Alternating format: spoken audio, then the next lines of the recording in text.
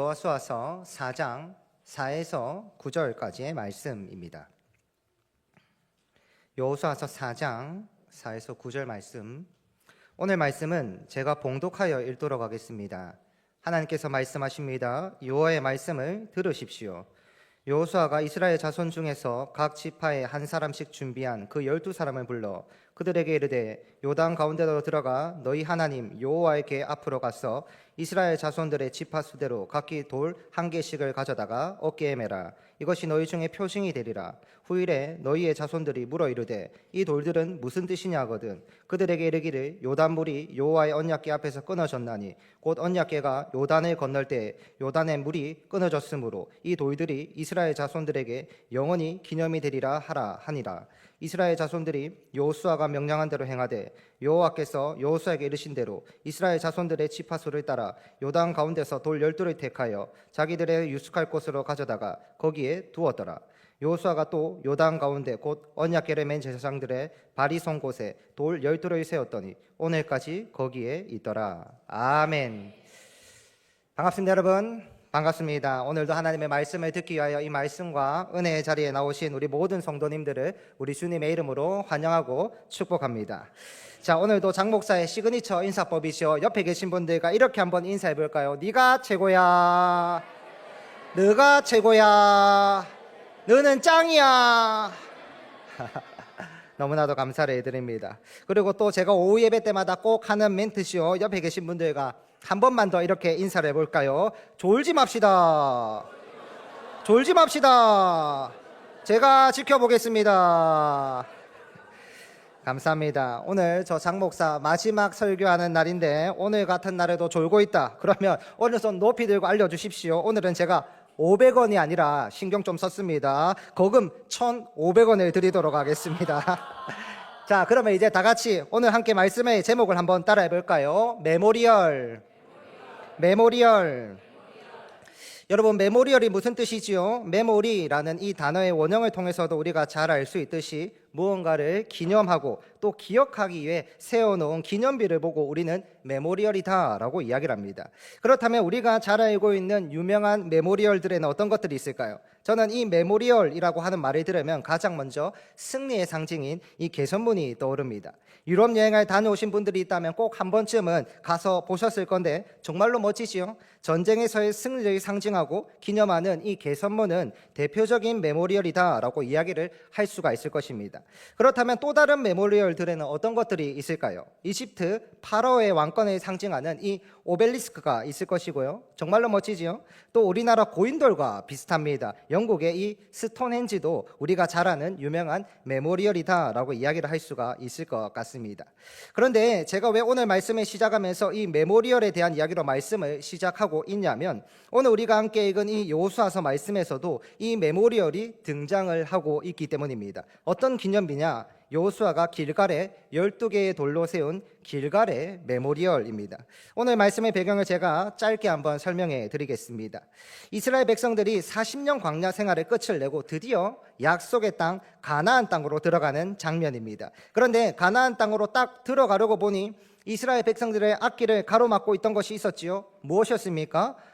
바로 요단강이었습니다. 하지만 여호수아는 제사장들로 하여금 하나님의 언약궤를 앞장 세워 요단을 향해 걸어가게 하였고 그 결과 요단강이 어떻게 되었습니까? 이전에 자신의 스승이었던 모세가 홍해를 쫙 하고 갈라버렸듯이 그도 이 요단강을 반으로 쫙 하고 갈라버렸습니다.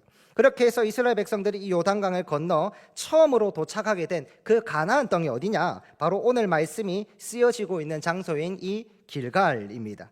여러분, 그렇다면 상식적으로 한번 생각해 보시길 바랍니다. 요단강을 건너온 다음 가나안 땅에 처음 도착을 한 이스라엘 백성들에게 가장 먼저 이들이 가장 먼저 해야 할 일은 무엇이었을까요? 지금 무슨 일이 이스라엘 백성들에게 지금 가장 시급할까요? 그것은 당연히 가나안 땅 정탐일 것입니다. 가장 먼저 정탐꾼을 그 땅으로 보내는 일들을 이들이 해야 할 것입니다. 그리고 곧바로 전투 준비를 해야겠지요. 왜입니까? 지금 200만이 넘는 이스라엘 백성들이 요단강을 건너 가나안 땅 안으로 들어왔기 때문입니다. 여러분, 상식적으로 200만이 넘는 이스라엘 백성들이 가나안 땅을 향해 진군을 해서 오면 그 땅에 이미 살고 있던 가나안 백성들이 가만히 있을까요? 가만히 있을 리가 없지요. 바로 전쟁 시작입니다.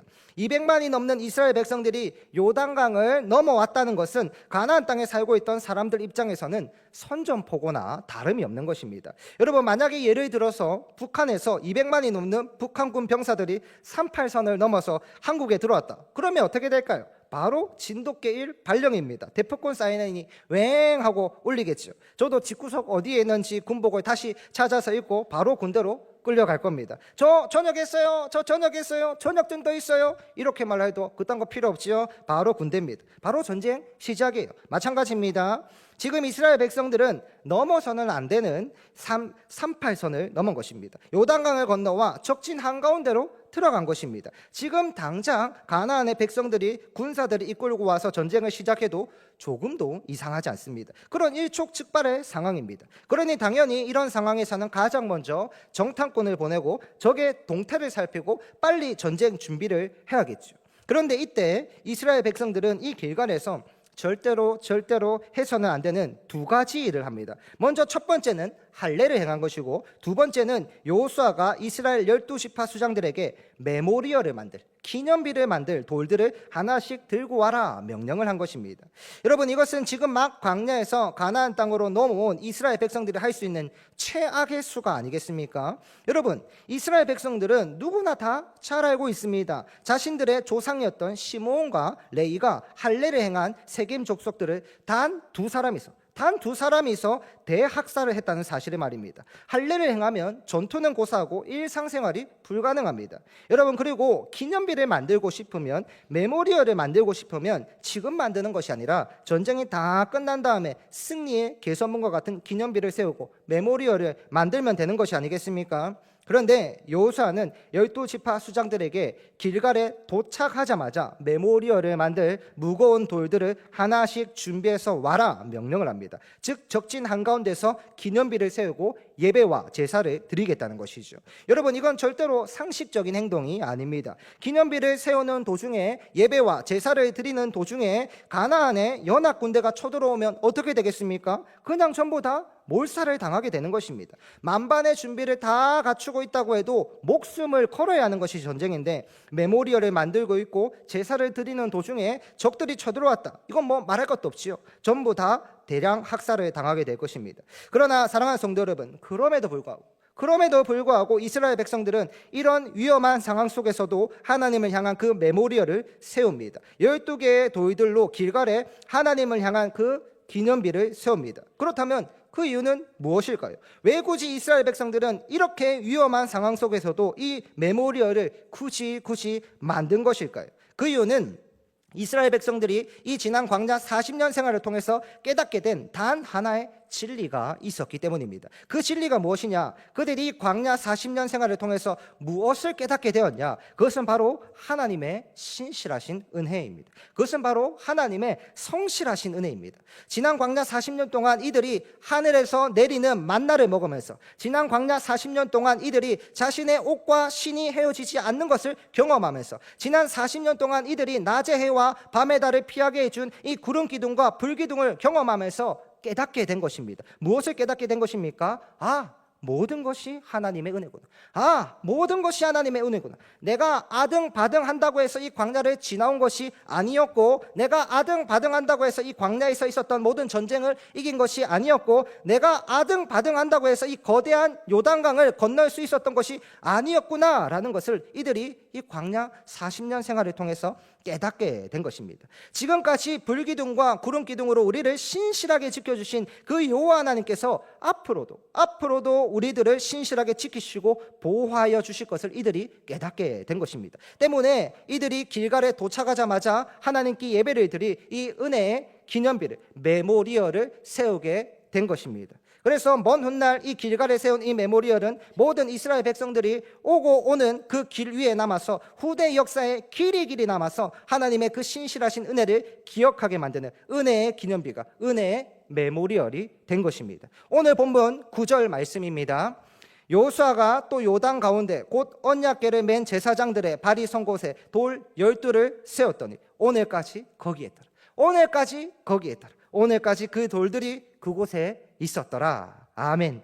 그래서 후대에 오고 오는 모든 이스라엘 자손들이 이 길갈에 세워진 기념비를 볼 때마다 아버지께 물어봅니다. 아버지, 저 길갈에 세워진 12개의 돌들은 무엇입니까? 저 기념비는 무엇을 기억하고 무엇을 기념하기 위해 저곳에 세워져 있는 것입니까? 아들아, 저것은 우리 이스라엘이 하나님의 은혜로 살았다는 증거란다. 저 12개의 돌들은 하나님의 은혜가 지금까지 우리를 있게 하셨다라는 그 은혜의 증거란다. 저 돌들은, 저 기념비는 은혜의 증거란다. 은혜의 증거란다. 기적의 메모리얼이란다. 사랑하는 성도 여러분, 그리고 이제는 사랑했던 성도 여러분, 인생에, 우리의 인생길이 절대로 순탄치 않지요.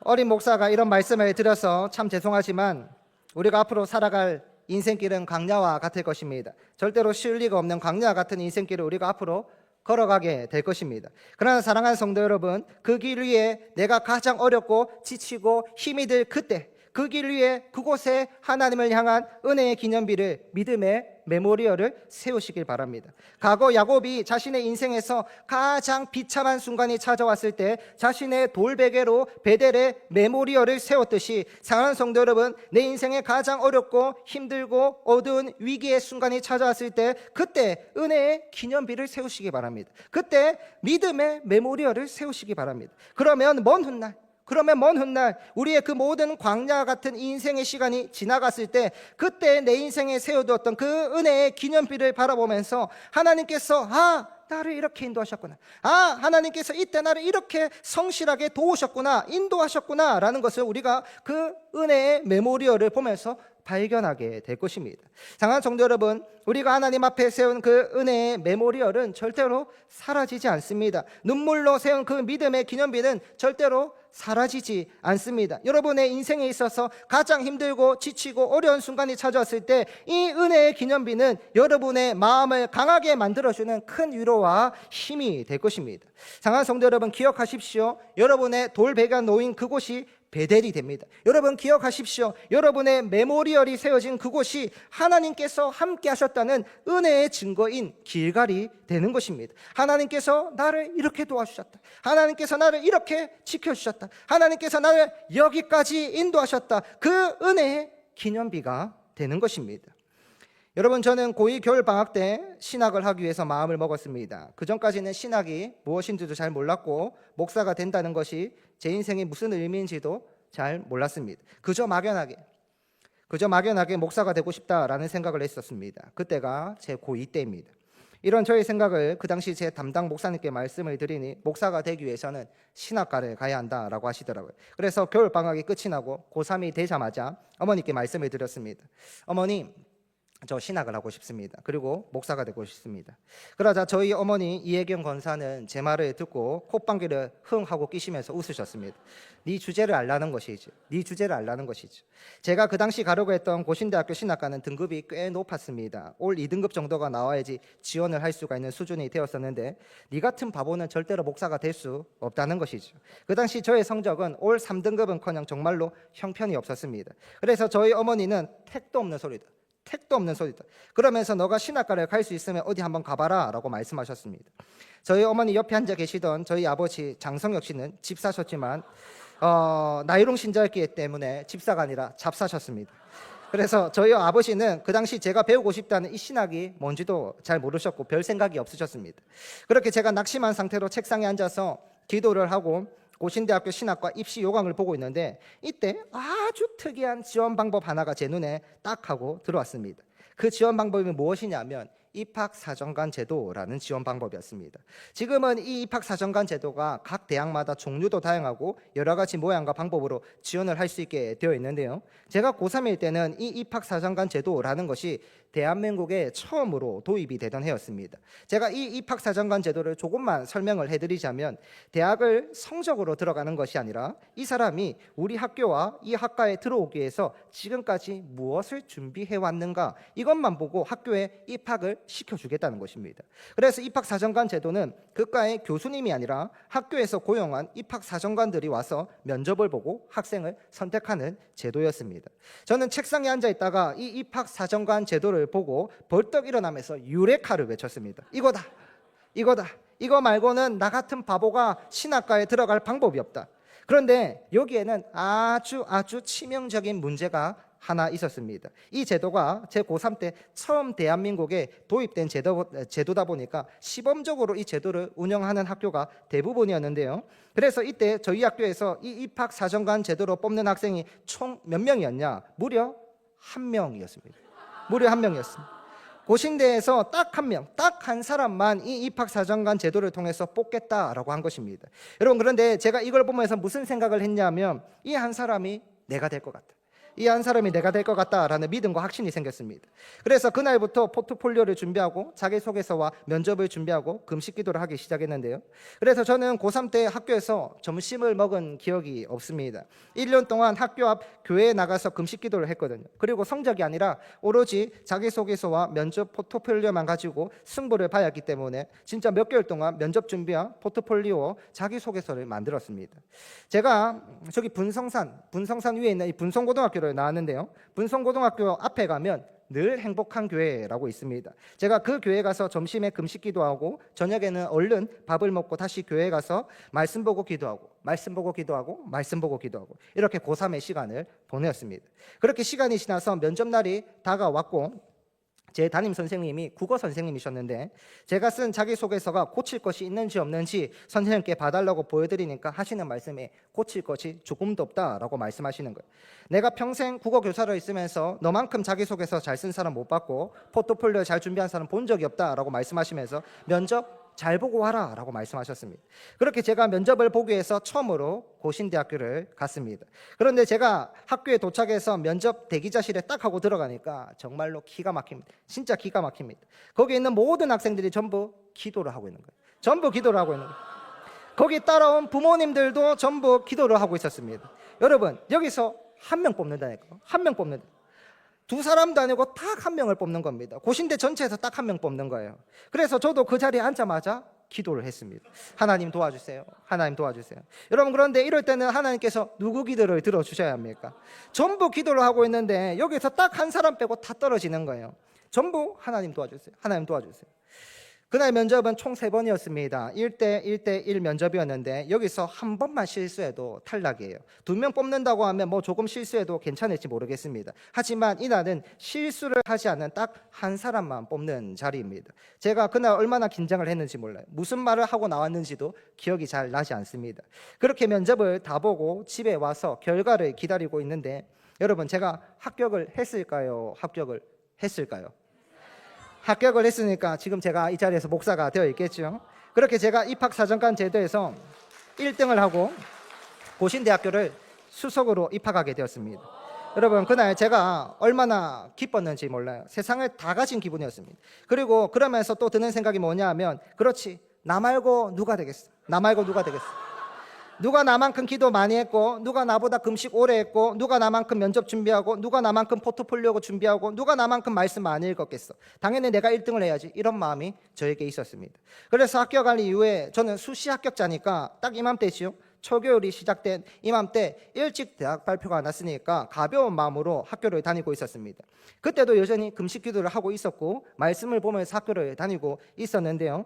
하루는 제가 기도를 하기 위해서 교회 문을 열었는데 한 번도 잠겨 있지 않던 그 교회 문이 잠겨 있는 거예요. 그래서 저희 학교가 분성산에 있지 않습니까? 산기도를 하기 위해서 산으로 올라갔습니다.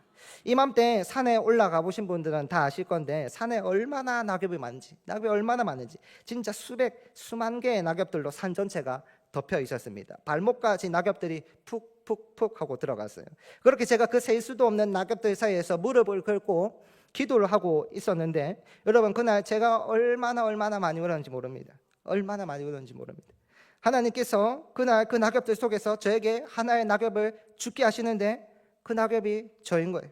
그 낙엽이 저인 거예요. 예찬아, 네가 잘나서, 너가 대단해서, 네가 뛰어나서 합격을 한 게 아니야.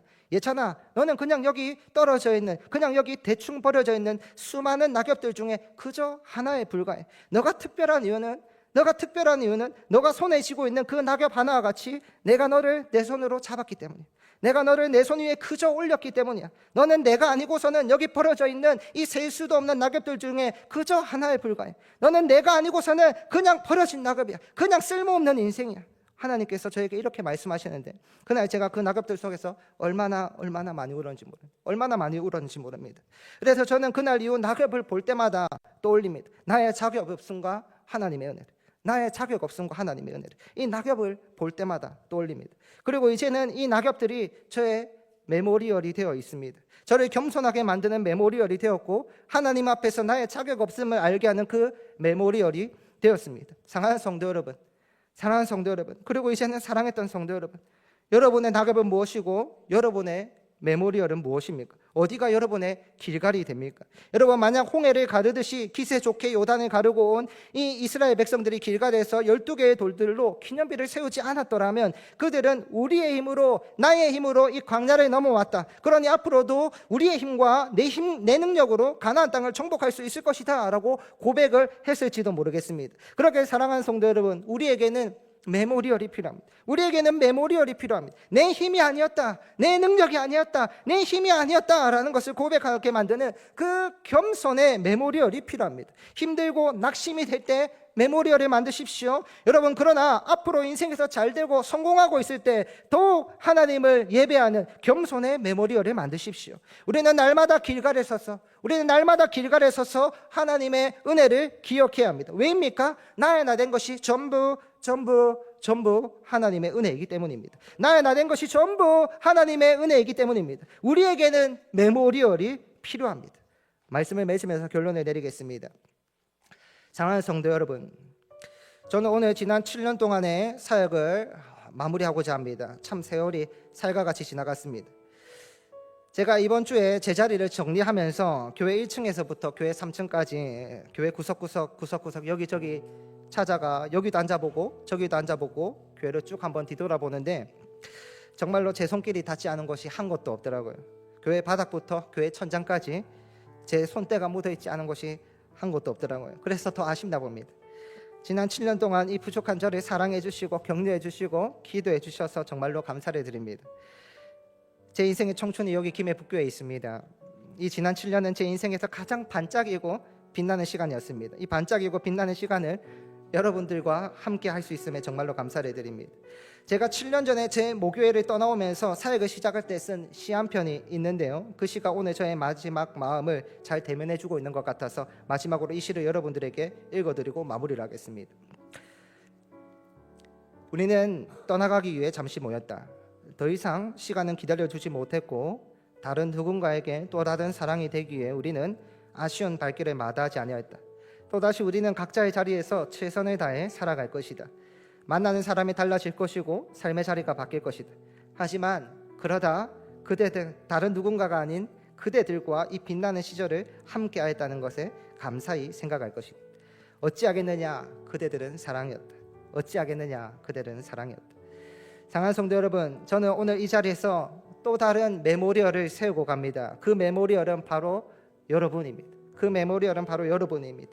낙엽과 같이 버려진 저의 인생에 손 내밀어 주시고 함께 해주셔서 정말로 감사했습니다.